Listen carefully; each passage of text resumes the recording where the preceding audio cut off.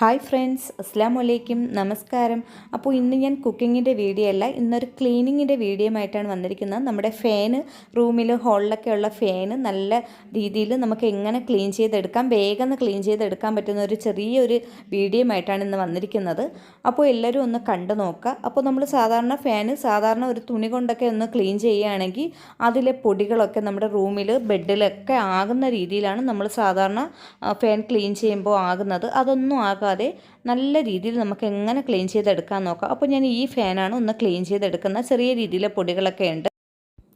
അപ്പോൾ ഈ ഫാനിലെ പൊടികളൊന്നും നമ്മുടെ ബെഡ്റൂമിലൊന്നും ഒരു സ്ഥലത്തും വീഴാത്ത, ബെഡിലും ബെഡ്ഷീറ്റിലും ഒന്നും വീഴാത്ത രീതിയിൽ നമുക്ക് എങ്ങനെ ക്ലീൻ ചെയ്യാം എന്നുള്ളതാണ് ഞാൻ കാണിക്കുന്നത്.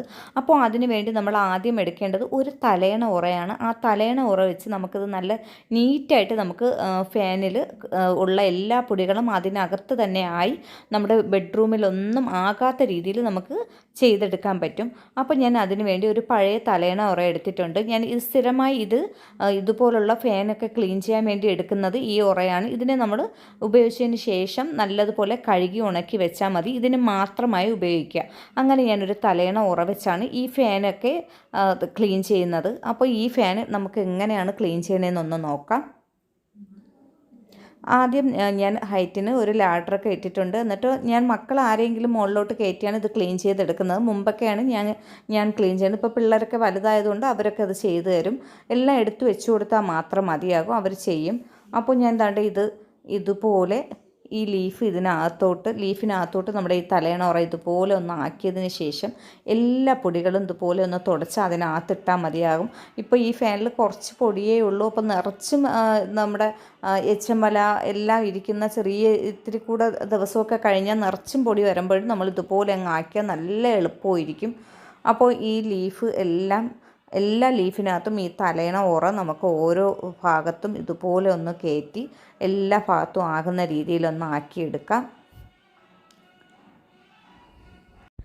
തലയണ ഉറയിൽ ചെറിയ രീതിയിൽ വെള്ളമൊക്കെ ഒന്ന് ഒഴിച്ചു കൊടുത്തിട്ട് നിങ്ങൾ ഇതുപോലെ ഒന്ന് ആക്കിയെടുക്കുകയാണെങ്കിൽ പൊടി ഒട്ടും തന്നെ പുറത്തൊന്നും പോകാതെ എല്ലാം ഇതിലോട്ട് തന്നെ ആവും. അതുപോലെ ഫാനിൻ്റെ മുകൾ ഭാഗമൊക്കെ ഒന്ന് തുടയ്ക്കാൻ വേണ്ടി ചെറിയ നനവ് കൂടെ ഉണ്ടെങ്കിൽ അത് നല്ല നീറ്റായിട്ട് പൊടി ഒട്ടും തന്നെ പോകാതെ നമുക്കത് തുടച്ചെടുക്കാൻ പറ്റും. ഇതുപോലെ എല്ലാ ലീഫിലും ഇതുപോലെ തന്നെ ക്ലീൻ ചെയ്തെടുത്താൽ മതിയാകും.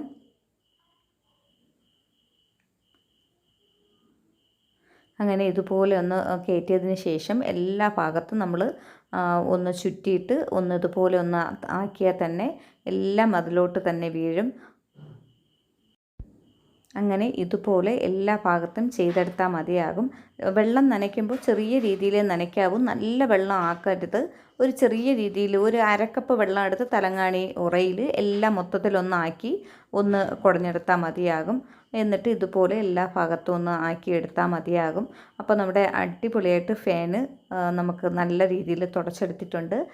ഇത് എല്ലാവർക്കും അറിയാവുന്ന കാര്യമാണ്. അറിഞ്ഞിടാത്തവരാരെങ്കിലും ഉണ്ടെങ്കിൽ ഒന്ന് ചെയ്ത് നോക്കുക ഇതുപോലെ. അപ്പോൾ ഇന്നത്തെ ഈ വീഡിയോ ഇഷ്ടമാവുകയാണെങ്കിൽ ലൈക്ക് ചെയ്യാനും ഷെയർ ചെയ്യാനും കമൻറ്റ് ചെയ്യാനും മറക്കരുത്. സബ്സ്ക്രൈബ് ചെയ്യാത്തവരാരെങ്കിലും ഉണ്ടെങ്കിൽ ഒന്ന് സബ്സ്ക്രൈബ് ചെയ്തേക്കുക.